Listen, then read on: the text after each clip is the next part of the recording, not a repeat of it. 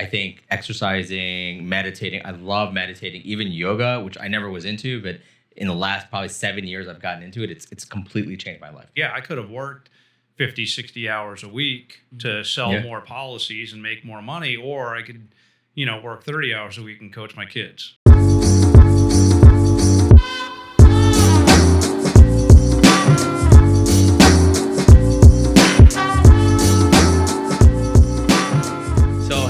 My name is Tom LaFaso. This is the Follow the Winners podcast.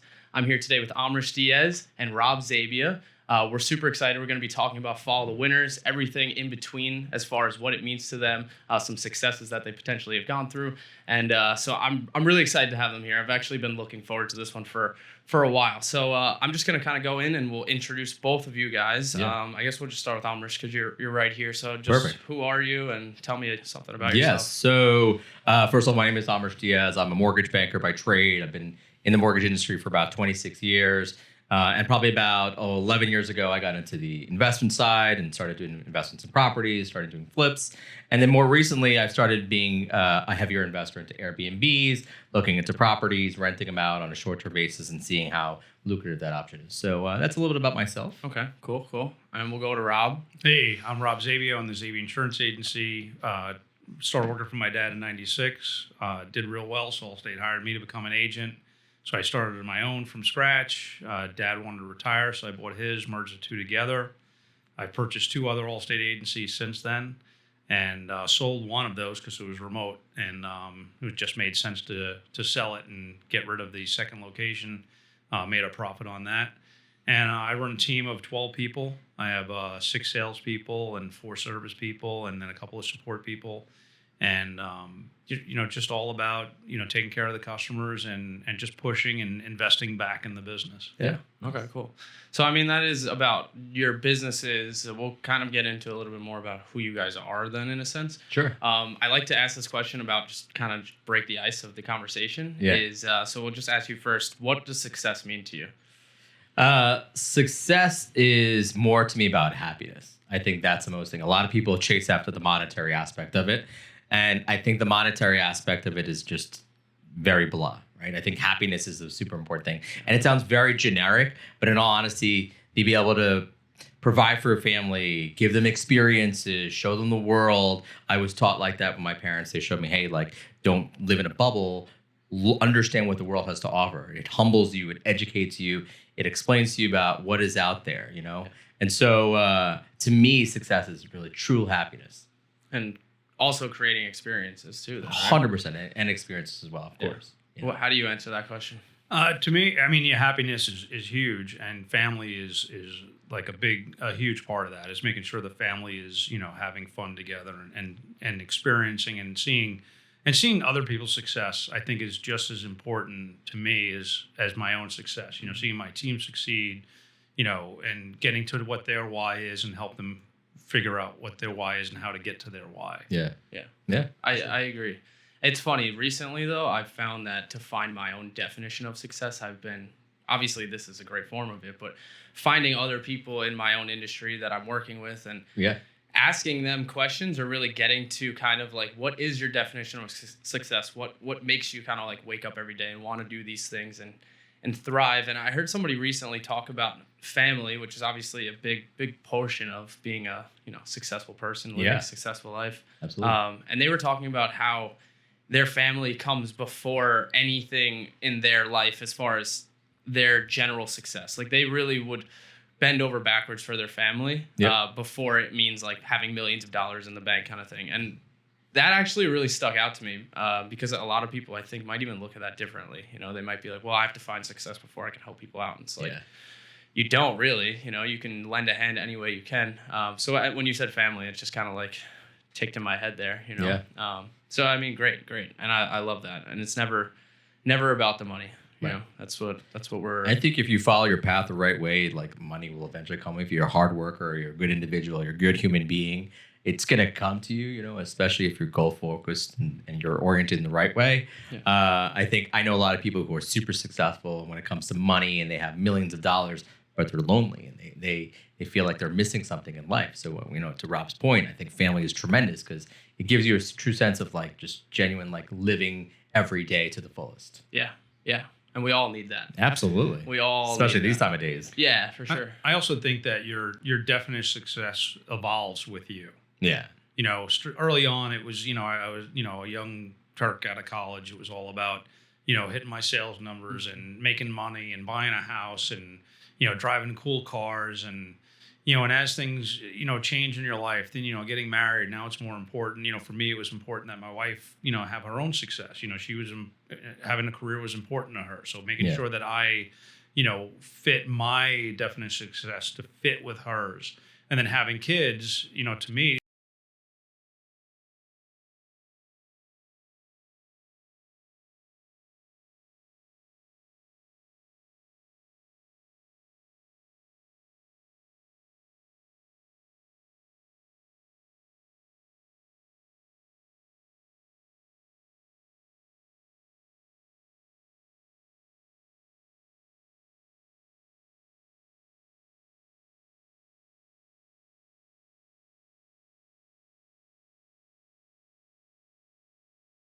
it's not about what I wanted for my kids. It's what they wanted for themselves. Yeah. And they needed to discover that. And I know Amrish, he's got a really good partner and his wife. I think that's really having that partner. You're not going to have the success without having that solid relationship. And I waited till I was older in life to get married because I couldn't find that partner. It wasn't just about, finding that person, getting married and all that. I didn't marry my high school sweetheart or anything. It just never worked. I went through college without like a serious girlfriend. Not that I was a player. It's just, I would date and it wouldn't go anywhere. Yeah. And then I met my wife and, and we hit it off and we had a lot of the same, desires in life. I mean, we had a lot of differences. There's a lot of things that we don't agree on. You don't have to 100% That's agree, healthy. but we had the same, we had the same goal in mind. We were very much, into making sure the kids are doing well and that they're very, we were over, my wife and I hardly saw each other for 15 years because we were both very involved in our kids' lives. And as involved as we were, that took us apart. But we always made sure we came together as a family to do vacations and holidays and all those things. That's right. So you need to find that balance of, pushing your kids to figure out who they want to be. Yep. And, and don't live like I know so many people that I see, all they care about is, that, the kid is the top prospect for this or that, no, it's about them being happy. And, I was a football guy. My son's a lacrosse guy. I love lacrosse now more than I love football because of him, But if it was me, I would have pushed him into football because that was my passion. But no, he was more into that. He worked his butt off to get to where he is. And, and I think that's really important is to really find out what other people's success is. That's nice because what you're explaining too is generational success, which a lot of people don't even think about. If you're looking at your own success, you're like, yeah, but if I sacrifice working from 50 to 30 hours a week, and that allows me more time to be with my family and train my kids so they can be a phenomenal star or a mathematician, whatever it is, that's huge. And one of the other things you said too that honestly sticks out to me, I think is a stigma in success is like you have to work really hard all the time and there isn't time to have those leisurely things, like that's how you get to success. It's like, oh, you have to kill yourself. And it's really important to find those times to like spend it with your family or do something leisurely. Like that is part of the success. It's not just about like working. Yeah. One of the things that I learned is to be successful, you have to give. You and I had that conversation. You got to give stuff away. Yep. You have to give things away. Give away knowledge. Give away your time. Yeah. And what I think a lot of people forget about is giving their time and themselves to their own family. Mm-hmm. Like they just get it in their head that no, I can't be there for your game because I got to work. No, like the kids, you only have. I mean, I got 2 years and 4 games left of my son playing sports. Yeah. So I'm going to I'm this morning I got off the ferry from Massachusetts watching this game. Like to me, there's no negotiation on that. Yeah. My schedule is involved around, my daughter has parents weekend, we're going to go up to Syracuse to go see her. My son's got his games in the spring. I go to every single game. To me, that's not negotiable. Mm-hmm. Wow. Like whatever you want to plan, that's fine. But here's, go to the lacrosse schedule and this is where I'm going to be. Don't you think though that it could be like a demise to someone's success if they don't do those things? Like even you just said so many people who are rich and have all this money and it's great, but then it comes down to it, they're lonely because they didn't do any of those things Yeah. along the way. Yeah. You know? Work-life balance is so important because you have to. It's great to work hard and it's great to obviously earn money, but like if you don't have those memories where you can go on vacations with your spouse, with your kids, or with even your best friends, I feel like you're not living life, right? Yeah. And I think it's amazing to work 60 hours a week, 40 hours a week, 35, whatever it is, but you've got to be able to have time to go to the gym, spend time with your family, go on vacations, create those memories. You know what I mean? Like as you get older, you sometimes you're going to lose those opportunities. So do it as soon as possible. Do it now, and just make sure that you understand the value of what those experiences and those time that you have with people. So. Yeah. Well, I think people don't realize that we do have a short time, and they look long term, but they also don't look long term the right way. They look at long term as that dollars in the bank and how many houses I own and all that, not how many memories have I created. Like those things you can't replace. No. You could always make more money at some point. You could always invest in something else, or you can always do those things, but you're never going to get time back. Yeah.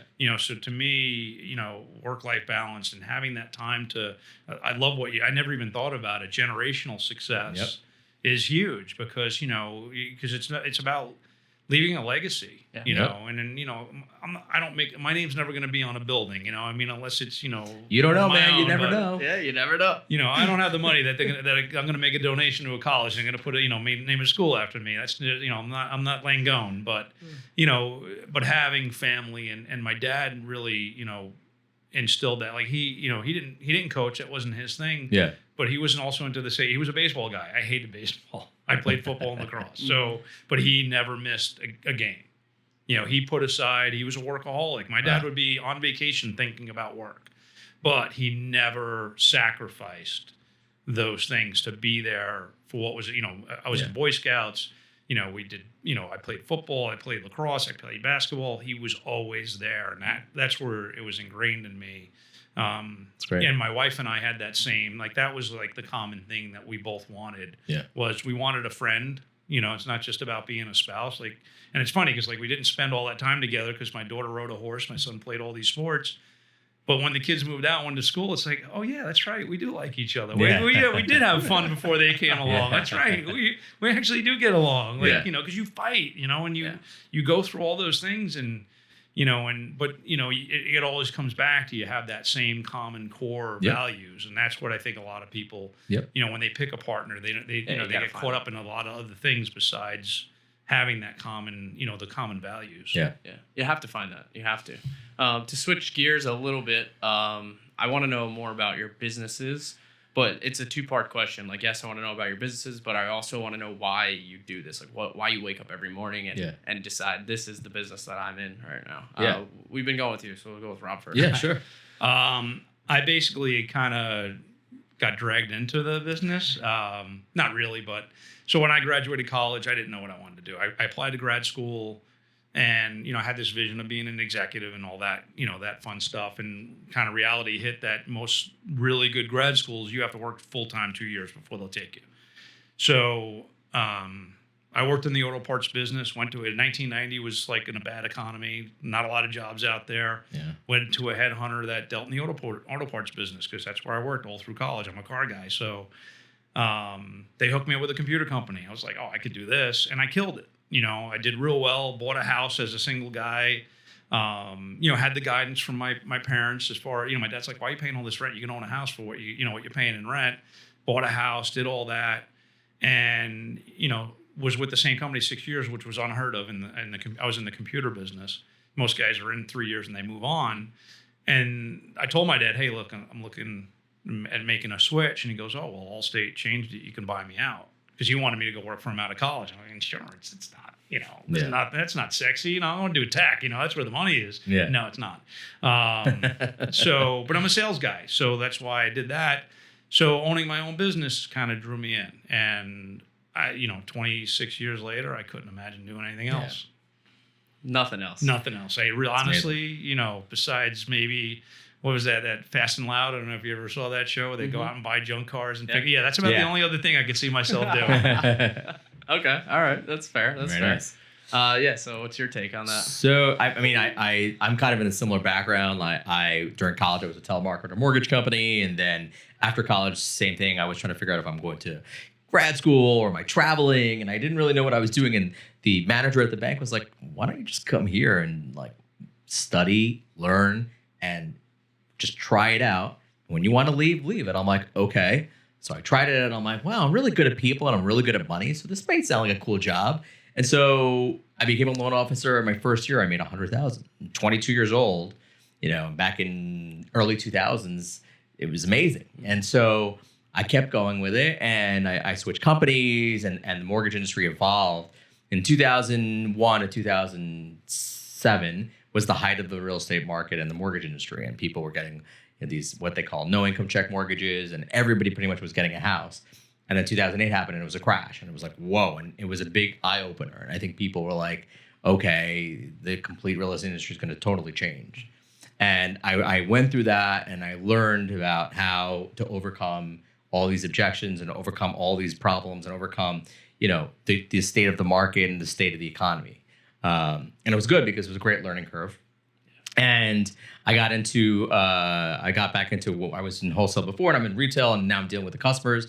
And the fact that I can be able to help first-time home buyers or help educate customers and showing them their first home. I think everybody comes here from different countries or even just have thoughts about, achieving the American dream. Like, I really want a house, but oh man, I've got to have great credit. And oh man, I have to have 20% down. No, you don't. Let me educate you. Let me show you how to achieve your goal. And even if it's not today, I'll show you how to get it done tomorrow or next year or in 5 years. And so, I've built so many relationships because I've been able to help so many people achieve that first American dream. And that feeling when you're helping somebody with the ease of getting their mortgage process, they have a great experience, and they go to that closing table and they have keys in their hands and they're crying that I can't believe I got my first home and I was able to help them.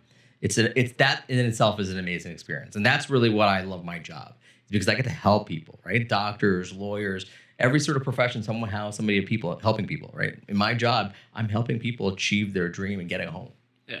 Or even more, create, income for a long time after that. That's right. Yeah. Now as I've evolved and I've learned and gained experience, I'm giving people my education. Like, hey, here's great ways to invest into real estate. Hey, here's a great way to think about doing Airbnbs. Like, hey, let me tell you what you can do with your starter home, because in 5 years, as you grow your family, now we can become a bigger home for that family. So I'm explaining to them all these different angles and all these different ways and how to utilize your real estate for your future, right? And generational wealth, you talk about that. Like, I personally have a couple properties, and I hope that my future kids will inherit those properties and they get to have it where there's no mortgage and it's paid off, and it's worth $1 million, whatever the case is. So I talk to my clients about generational wealth. Like, maybe you can pass it down to your kids, you can rent out your existing property, get a new property. So we talk about all that fun stuff. Yeah.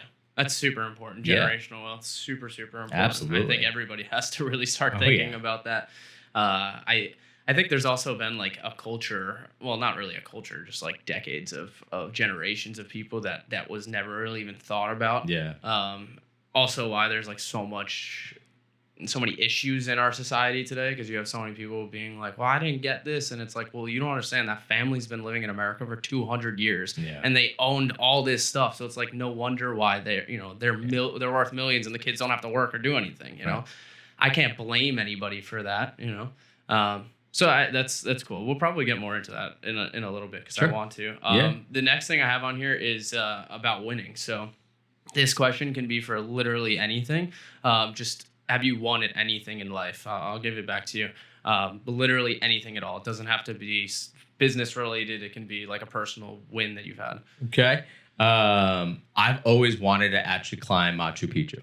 So that's one of the things I've really wanted to do. And I did this 10 years ago, and I was much better shape back then. So it was a lot easier to do. But one of the things I've always wanted to do, which I was lucky to accomplish, is go to Machu Picchu. And why is because, it's a difficult mountain to climb. And it's also a beautiful place. Peru is an amazing country. And so I think one of the things I've always wanted to do that I'm happy to accomplish, and it was such a great gratitude feeling, is just being able to do that. So that is sick. It's pretty awesome. Did you have to train for that?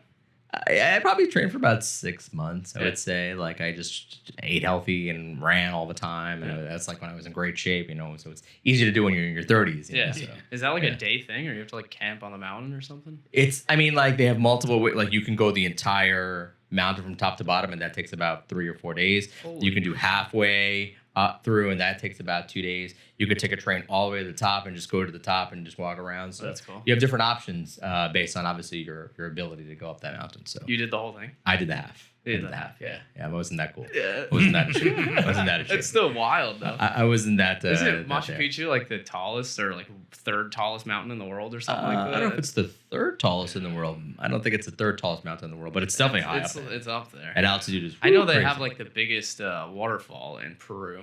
I do know that. Yeah. It's like Yeah. the largest. That's got to be pretty cool. Yeah, it's actually very, very cool. It's a very, very cool place. People are so nice, and again, that's what I love about traveling is you get to meet all these different people, try different types of food styles. You get to like for sure. learn about just different things. The world's amazing, right? Like so. Yeah. So I guess before we go on to Rob, why did you do that though? Like what made you want to do that? So oddly enough, I was at a doctor's office, and I was like seeing all these pictures, and then I was like spitballing with one of my best friends, and he's like, "Yeah, let's just do it. Let's just do it." I'm like, oh, "Okay." I mean, it's not like you can't just do it. And he's like, let's book it for a year in advance, and let's just get ourselves together and let's make it happen. And that's kind of what we did. We booked it a year in advance, and then we procrastinated more. We're like, all right, we really got to get in shape. And so we did what we had to do and made it happen. Wow. Yeah. Just for the hell of it. That's cool. So what's your answer to something you want in life? There's a lot of things that, I've won so many different things, sales contests, but I think the thing, and again, I think it's, once you hit 50, a lot of things kind of change. But I think one of the things that was important for me was to have like the things that I couldn't do that my kids get to do. My son won, I was the coach, so I guess I won too, but we won the Suffolk County Championships when they were 12. Like, nice. Like that's not something I ever had a chance of cool. being in, for football. And, my daughter won, she was the top point scorer for equestrian in her age group for all of Long Island. Wow. What sport was that? Equestrian. That's horse. Like they score you. For horses jump up and down. Yeah, they Horses. jump up and down. Yeah. I don't know. Yeah. So she rode a horse, and her and her horse won the points for the year. She won all of Long That Island. must Was be on the some cover of a quite magazine. trophy room you have in that. Oh house. man, it's pretty. Yeah, she has like ribbons like you wouldn't believe. Yeah. But to me, it was like like the things that I wanted. My parents were old school Italian, so like I wanted to go to football camp. No, it's not worth the money. Things like, so I made sure my kids like my son really wanted to go to lacrosse camp. Like he went to lacrosse camp. My daughter wanted to own a horse. I did not want to do it, but my wife convinced me, and we bought her a horse.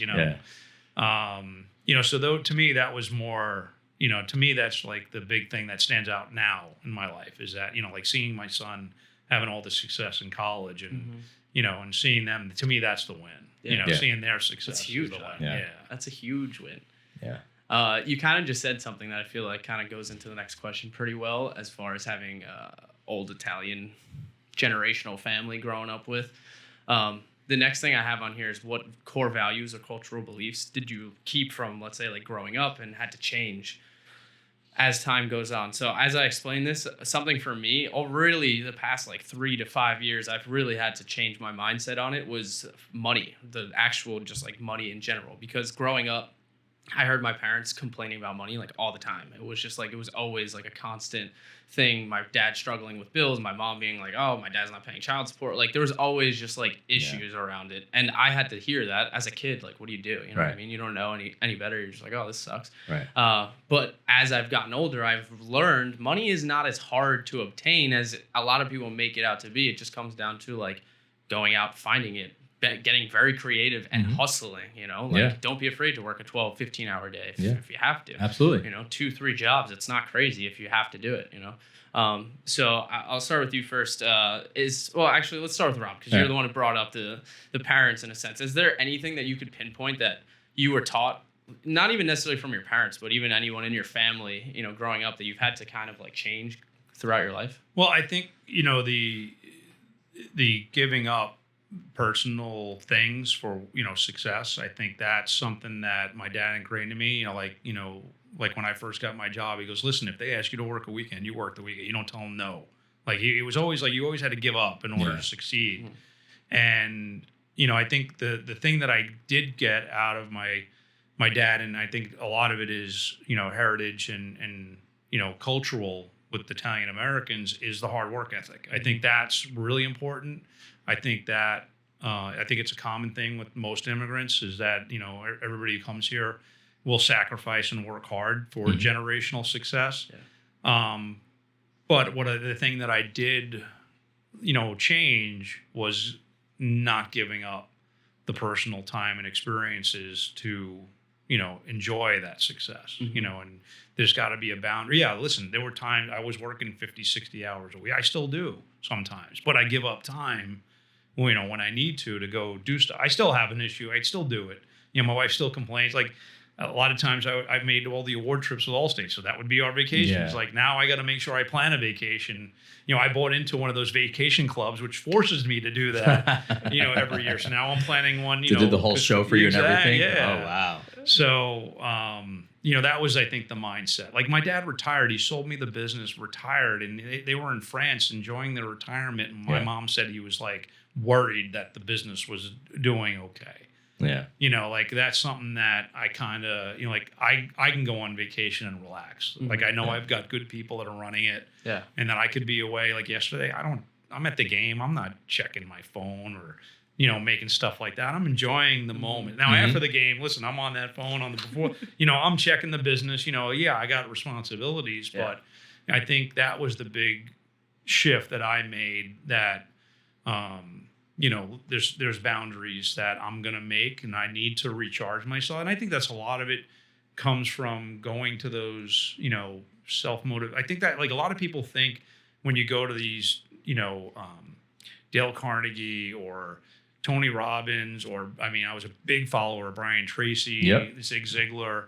Yeah, it's all hard work, but they all say you need to recharge those batteries. And I think that was the thing that, I think that was one of the things that my dad was kind of missing in life is that he, listen, we took vacations, we did all that kind of stuff, but I don't think he ever really relaxed until he retired. When he retired, he moved to Florida. Like I hated the fact that he moved to Florida because, we worked together for 20 years. So like we had lunch together, we hung out together, we yelled and fought, it was like, my dad and I became really close because there was mutual respect there, you know.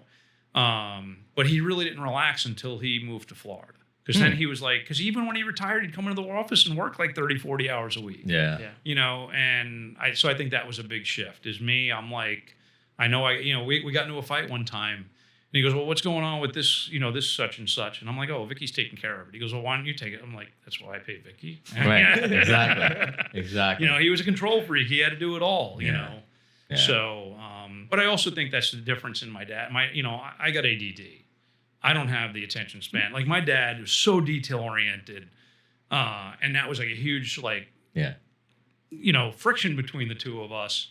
But it worked. We made it work, but I think that was a huge thing that I had to change culturally just because of my personality and what I needed to do for me to feel success. For sure. I think everybody has to do that though, no matter what it is. But as you're talking, one of the things that I am thinking about, do you think there's a time period where you have to like put it all in, like before you have kids? Like, is it? Oh yeah. It's like, all right, I'm going balls to the walls right now. 15 hours a day, it doesn't matter. Like, when you're, especially like, when I was single out of college, I was in sales. I told my girlfriend at the time, I'm like, listen, you're not going to see me until like 8:30. Like, listen, on the weekends I didn't work. I was in B2B sales. So I didn't have to work Saturday. Every once in a while I might have to go meet with a client, but for the most part, the weekends were free. Friday nights were free. And that was the deal. Like, you're not going to see me to 8:30 during the week at night because I'm going to be with clients. That didn't happen once I had kids. Even with my wife. But my wife worked in Manhattan, so she wouldn't get home till 7:30. So I would make sure that, I was home when she got home most of the time. It would be nights even still that I don't get home till 8 o'clock at night. But yeah, when you're young and single, you got to put it in your hours. So like build that up.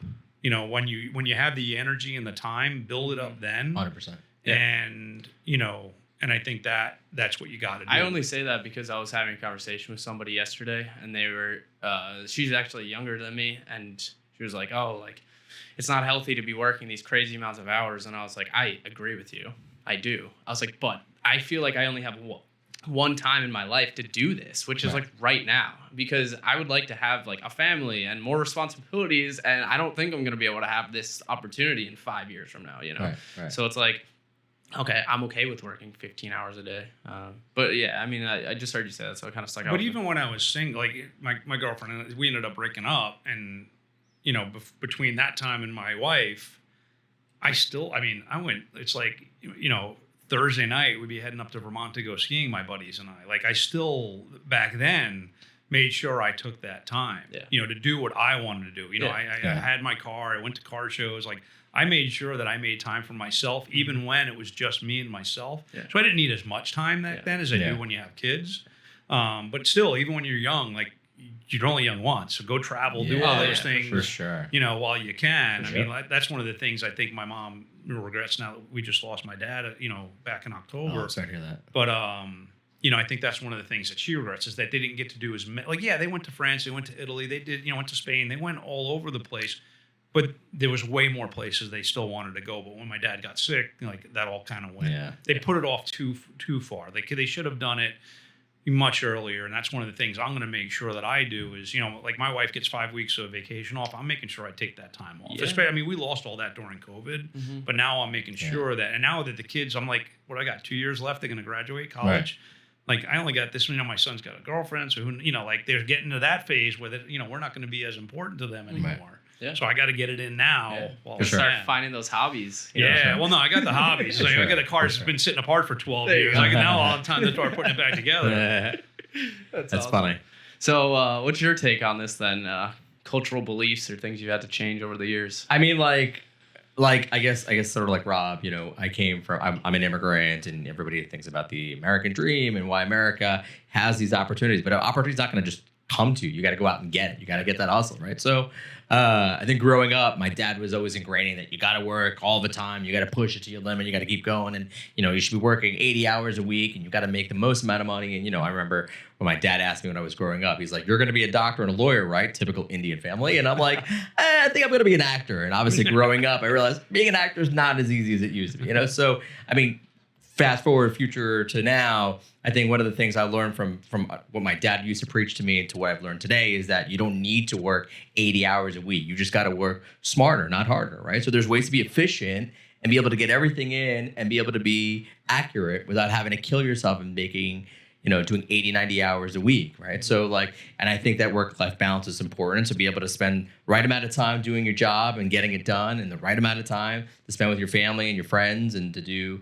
you know, leisurely activities. I completely believe in that. So I think that aspect of just being smart and figuring out your job and, you know, cutting the time wasters and doing it efficiently can really make a huge difference. Huge. Yeah, absolutely. As far as your family goes, I know you like brought up like doctor and things like that. Yeah. Did they like disapprove what you were doing at first? Because obviously once money rolls in the picture, a lot of people are like, I'm so proud of you, you know? Yeah. But you're just like, yeah, but if I made no money, it would have been not that answer. You know? Right. I told you. Exactly. I mean, it's nice. I put the word banker at the end, and they're like, okay, you're in the bank. So I guess you're kind of doing okay, you know? And I think after, like, unfortunately, they have to see my accomplishments, like buying my first real estate property. They love that. They were very happy I was able to do that.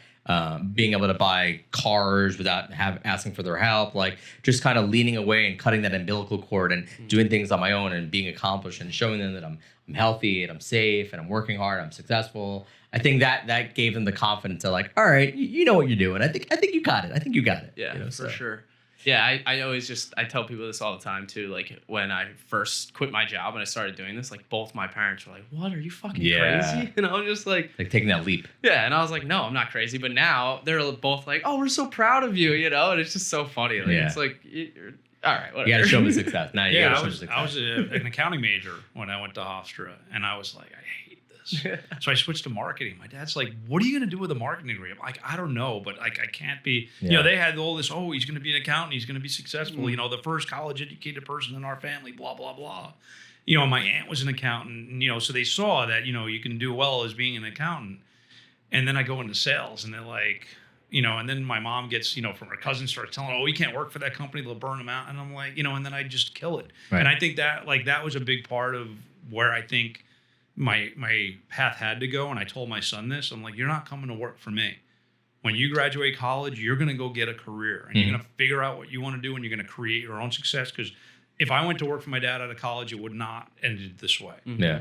Because it would have been him telling me what to do, how to do it. Whereas I was a top sales rep for the company I worked for. I went to Hawaii and Mexico and all these different company trips because I won all these things, which he taught me because Allstate always did that for him. And now he saw that I was doing it. So, when I went to work with him and for him, he's like, listen, you got the marketing degree and you're good at sales. So this will be your job and I'm going to do what I always did. Yeah. And we killed it because now I had listen, I always, you always think your parents are dumb. Let's all pay. I mean, my kids think I'm dumb, know, but when you go out there and you see, crap, coming out of college thinking 50 grand a year is a lot of money back in 1999. Right. And then it's like, holy crap, it's not. I could just barely get by in that. So now you got to work hard to do that.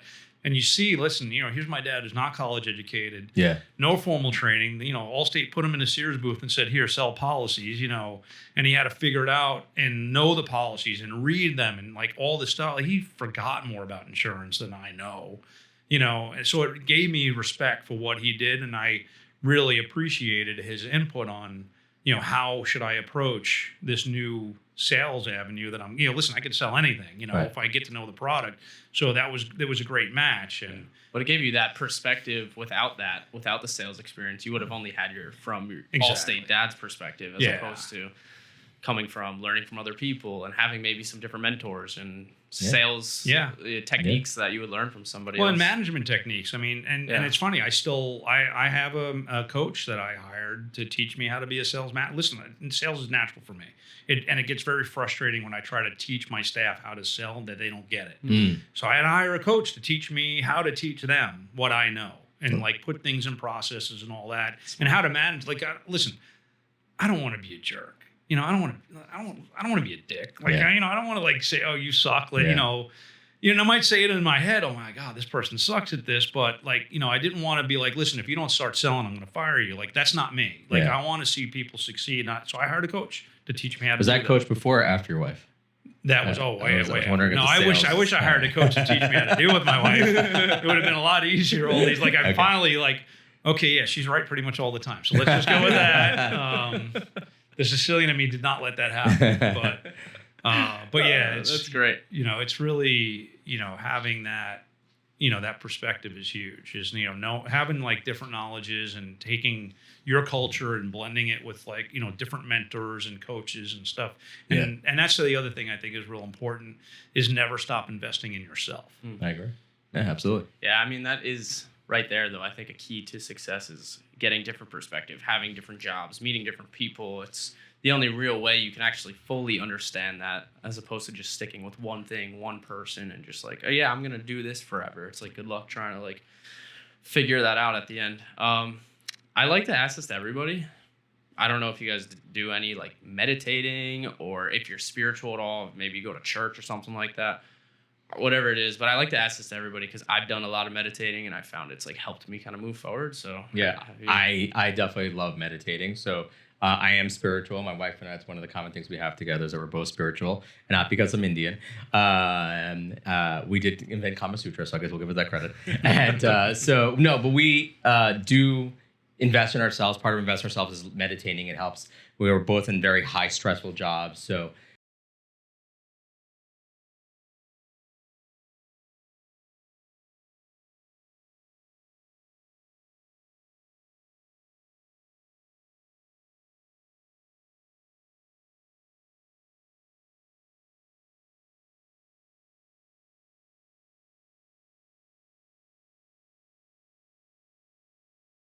So yeah, also manifesting is part of my meditation process. Oh yeah, which I find has worked wonders.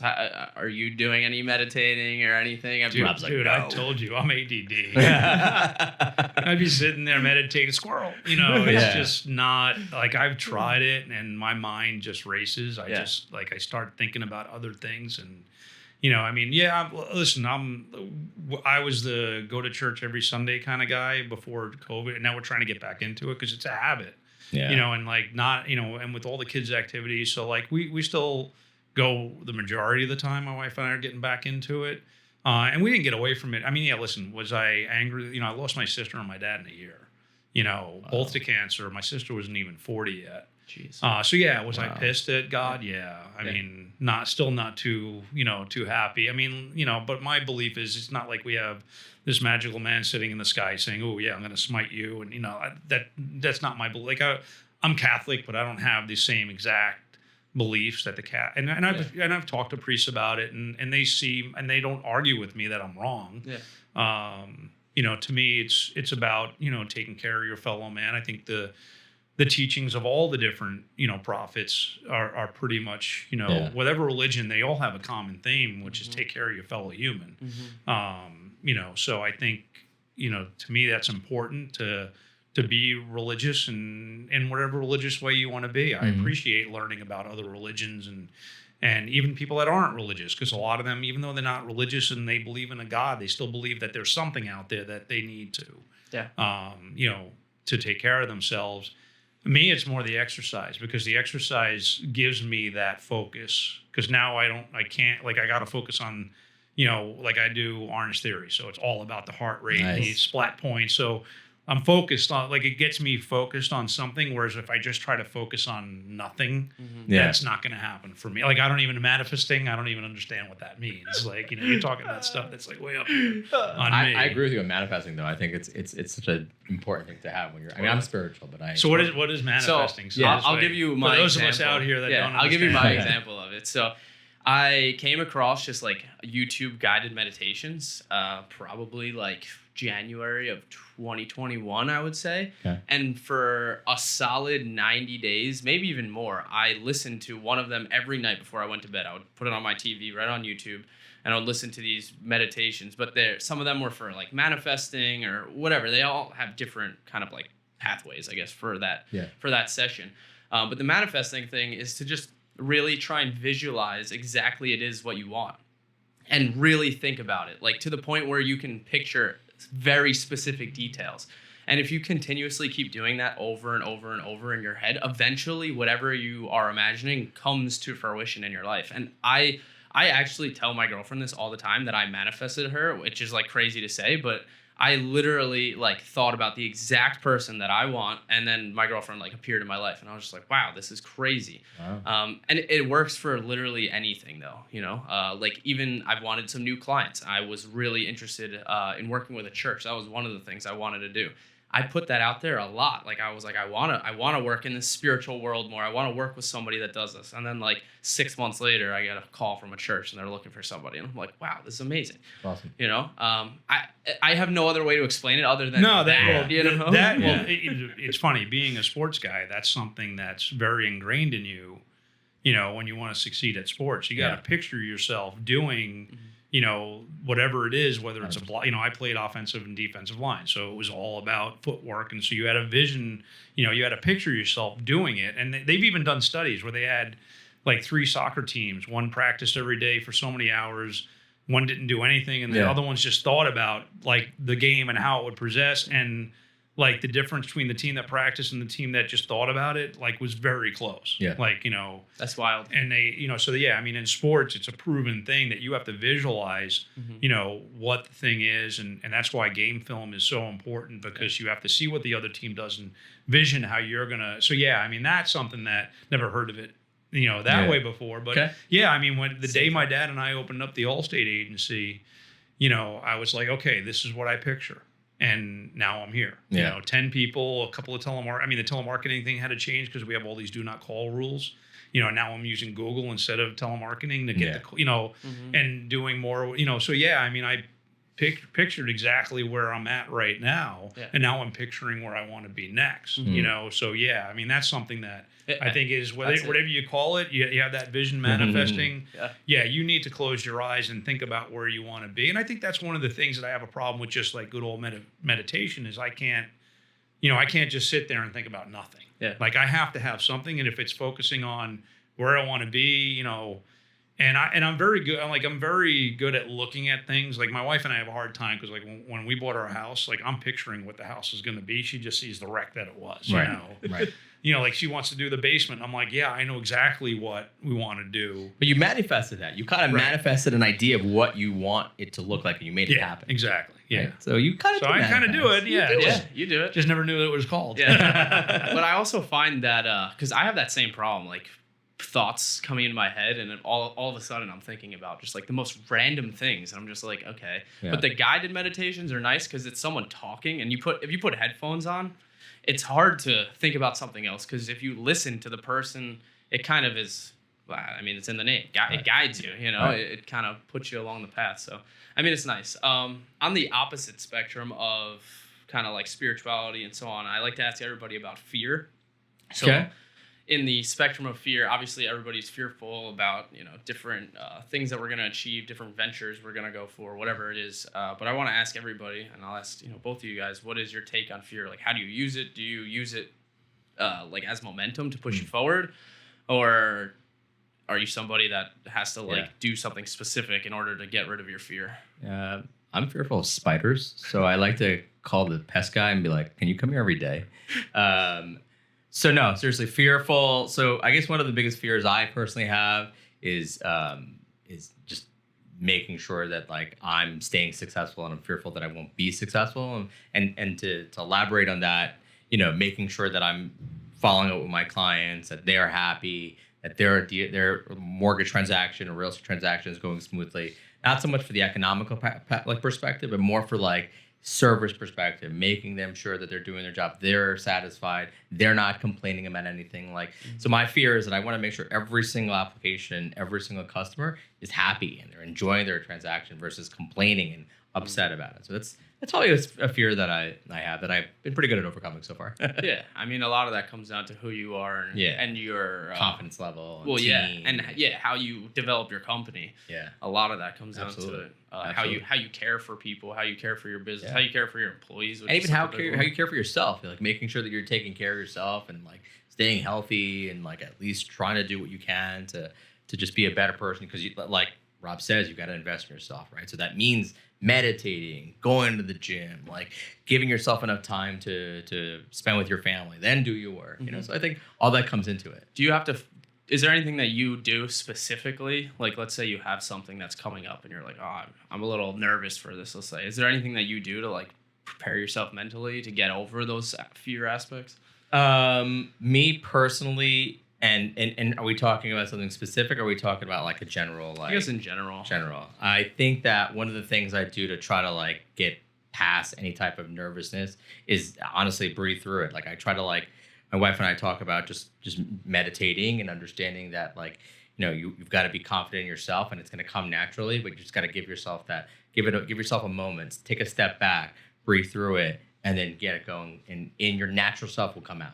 So we do talk about that. She actually coaches me quite a bit. That's why it's great to have a partner. Yeah. Because both of us, we do a lot of performances in front of people. So she gets nervous, I get nervous, and we help each other out and try You're to get good at past talking in front of people, though.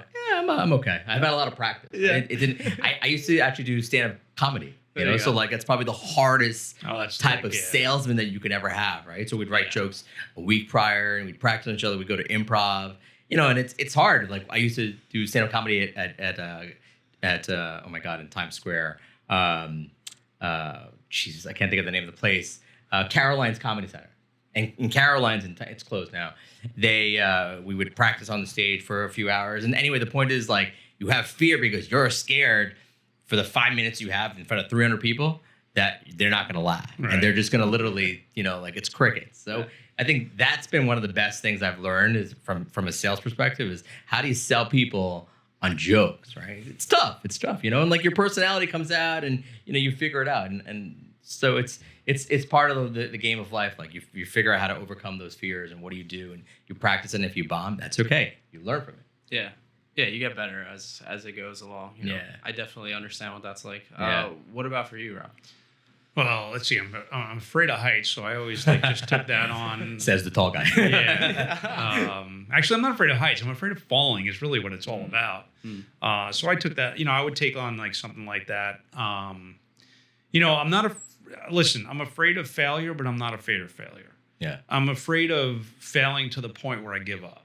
Like failing and like I try so many different things in my business and, and I say, listen, I haven't had an original thought in my head. I just steal from people and implement. I think the difference between really successful people and people that aren't is the successful people will try and they'll implement.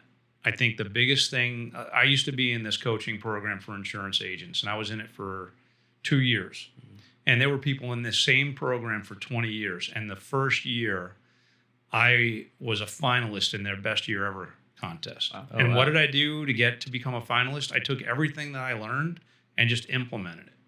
Oh, wow. Where you had people that were paying this guy to be their coach for 10 or 15 years that never tried, like they would go to these seminars every year and never try any of it out of fear of failure. My fear of failure is actually like going bankrupt, not like losing money, or it's like failing. Like that's what, I'm afraid of failing. So I think that pushes me. I mean, there are things that I haven't done.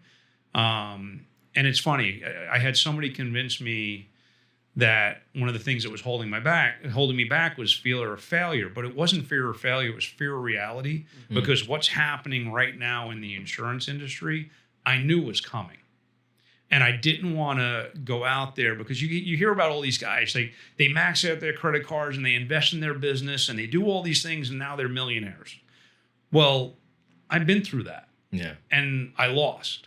And it took me years to dig back out, because I did fail and I didn't. So, but what I learned from that, what to do and what not to do. So I was not going to repeat. And all these other guys were convinced, no, that's the only way to succeed.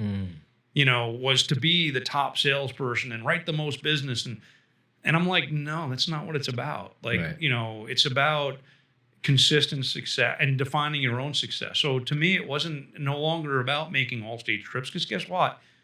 A lot of times their goals didn't align with mine. Right. It was taking on the wrong type of business, or, going out and losing money to make money. And, right. I'm a business, like I learned that I got to define my own success and not go by theirs. And the thing is now, a lot of these guys that did all that stuff with what's going on right now, because we're pretty much shut down in a lot of like commercial insurance companies are pulling out. Like insurance companies just don't want to write business right now. The only thing that they want to write is home insurance, which is why I'm doing everything I'm doing to get home insurance. Like car insurance, nobody wants to write car insurance because they're losing money on it. Wow. So, so all these guys that invested in going into car dealerships and paying rent to the dealers to have staff and all that kind of stuff, they're losing their shirts right now because they can't write the car insurance. Wow. But I knew that was coming because it's a cyclical thing, and a lot of these people don't realize that. And so to me, it's really, like I said, my fear of failure is to really fail. And to me, that means ending with nothing. Yeah. Not being able to pay my mortgage like that. That's the kind of fear. But that's the kind of fear that drives me to take chances but take chances with what I've learned. That's what I was just going to ask you is when you have those feelings of like potential failure in the future, do you work harder? Like, are you like, oh shit, all right, time to figure out something new or find, 50 more clients or whatever? Like, do you guys both do that? Well, there's nothing that'll drive you more than having $500,000 worth of debt and trying to figure out how to get your way out of it. Yeah. Wow. Yeah. I mean, seriously. I mean, when you when you invest all that kind of money into your business and then all of a sudden the rug gets pulled out from you and you can't make that money back and you got to figure out a way. Well, I can't just cut all my expenses because I can't cut my staff. I can't do this because I'm not going to make more money. Yeah. So you got to reinvent yourself. That you'll listen, some people would just fold up and give up. Yeah. But that kind of put me in the position that I'm at right now. And, and it's also teaching me, I got to start, looking like I tried to buy an Airbnb, but somebody bought it before I had, because listen, I wasn't going to jump right into it and make her an offer because I knew it was because it was a great deal. Right. But I never even got to look at the house. I'm not making somebody an offer without, I know it's a great house. I know it's a great idea, but I got to at least go out there and do I really want to have the first one that I buy 3.5, 4 hours away? I don't know about that. Yeah. So like I was being hesitant, but I think in a smart way. Like I didn't just jump on it and do it emotionally. I was looking at it. Yeah. So now it's like, okay, that one's gone. Now let's look for the next one. So I think that's I think too many people push themselves too hard into a bad decision. And I think, with age and success, because I'm listen, I don't have to buy an Airbnb. You know, I mean, I want to do it because I think generationally, guess what? I'm going to set up an LLC and my kids are going to be 15% owners each of that LLC. And they're going to automatically be landowners, you know. That's great. Like that's the kind of awesome. stuff that That's you great. need to do to create that generational wealth is give them ownership in something. Yeah. You know, so, you know, that's what's driving me really to do it is to create that long-term, idea of having all this stuff. And it's the fear that's kind of brought you to this point in a sense, you know, which is kind of crazy. Yeah. You know, it almost drives success at the end of the day. For sure. Is For sure. fear. And everybody's full of it. That's one of those things I've had to learn is that I'm not the only person who's afraid of things when it comes to taking leaps and trying something new and taking on an investment or hiring somebody or whatever, you know.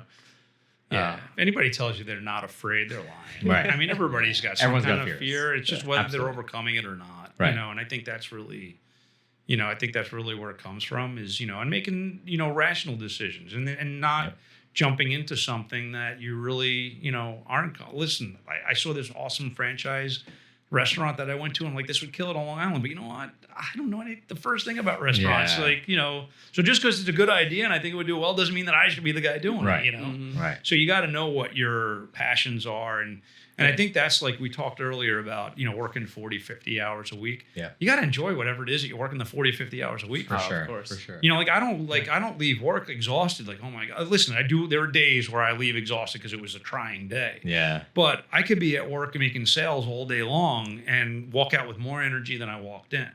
It's those days where you're getting the complaint calls and this and that, those are the days, staff issues, that's what drains you. Yeah. But if you enjoy the rest of what you do, and that's why I think as a business owner, the biggest thing you got to do is hire to replace yourself. Yep. Hire the people to do the things that you suck at and then the things you don't want to do. Yeah. Right. I am not a detail-oriented person. I hired somebody, we use a personality profile when I hire. Not that I hire yay or nay based on that, but it tells me what they are and what role I should put them in. Yeah. And the woman who's my office manager came up as a perfectionist, and it's perfect. Because I'm the that's total what you opposite. want. Exactly. I'm the 50,000-foot big picture guy, and I need somebody who can be that. Oh, what did you think about this? Did you think about? No, I don't think about those things. That's, Right. That's why I need to hire those people. Yeah. That's cool. Yeah. Very small details, but big impact. Oh yeah. So, I mean, we're pretty much wrapping up here. What I sure. just want to ask you both, is there anything that you guys are working on in the business that you want to just we're putting this on YouTube and going to be sharing it. So maybe, anything out there that you're working on that you want to talk about? I mean, I'm personally working on just making sure I'm out there to the customers and I'm more visual and that, we're connecting ourselves with good partners that are going to help.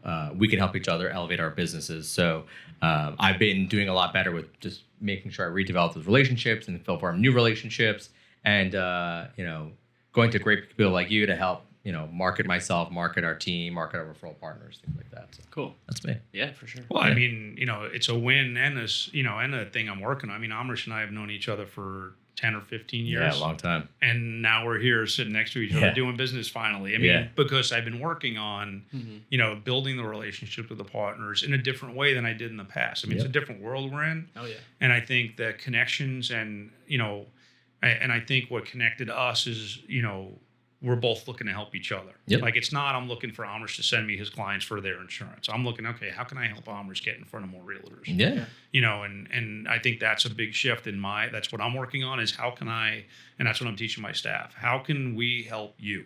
Whatever it is that you do, what is it? And that's where the Go Giver comes in. That was that's a great book because it's all about being a connector, and if you're that connector, it eventually comes around to you. So I might, I mean, that's why I'm trying to hook you up with as many people as I can. I want to see you. So, you might not ever refer me somebody, but you know what? Somewhere along the way, it'll come back to Giver's me gain. because you're going to Giver's say, gain. "Oh yeah, that guy Rob. This is the guy you want to talk to." I know. So I mean, I bring up your name everywhere. They already probably know him, so. In most cases, that's usually what happens. Yeah. Most cases, people are like, "Yeah, I know that guy." I'm like, "Oh, of course." Shocker. Yeah, so cool. I mean, All right, I cool. love that. This has been good. I guess let's just finish it off. Like, where can people find you? What's your website? So for sure, my name is Amrish Diaz. My cell phone number is 516-860-6238. My website is actually my first name, last name at .com. So it's pretty easy. And then you can email me, my first name, Amrish, AMRISH.Diaz, DIAS, at cardinalfinancial.com. Nice. That's yeah, great. and we'll put the info in. For sure. Robert Zabbia, the Zabbia Insurance Agency. It's zabbiaagency.com. 516-799-3800. You can call or text us at that number. Cool. Perfect. Awesome. Yeah. Awesome. Thanks, man. I Sweet. appreciate that. Yeah, This thank is you awesome. both. This has been really cool, Yeah. and this is follow the winners. So, in my mind, both of you guys are winning. So, Appreciate it. I'm really happy that I've had the chance to speak to you guys and ask all these questions, because I tell everybody I'll never have the opportunity to ask these questions in just a regular conversation. It's very rare that you kind of jump into maybe one of these topics. Depends but on how all many of them- drinks we have. Depends on how Yeah, many- well, that too, So, yeah, awesome. Yeah. Thank you guys. I Awesome. Man. appreciate Thanks. it. Great job. Thanks, guys. Cool.